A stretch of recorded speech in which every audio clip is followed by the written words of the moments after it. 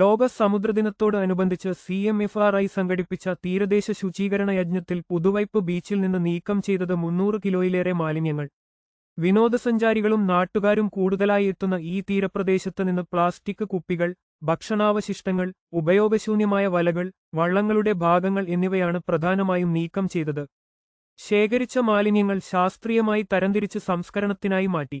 CMFRIയുടെ marine biodiversity environment and management വിഭാഗത്തിലെ ഗവേഷക വിദ്യാർത്ഥികളും ഉദ്യോഗസ്ഥരും നേതൃത്വം നൽകിയ പരിപാടി കടൽ മലിനീകരണത്തിനെതിരെ ശക്തമായ സന്ദേശമാണ് ഉയർത്തിയത്. പൊതുജനങ്ങൾക്കിടയിൽ ഉത്തരവാദിത്തമുള്ള മാലിന്യ സംസ്കരണ ശീലങ്ങൾ വളർത്തുക എന്നതായിരുന്നു ശുചീകരണ യജ്ഞത്തിന്റെ മുഖ്യലക്ഷ്യം.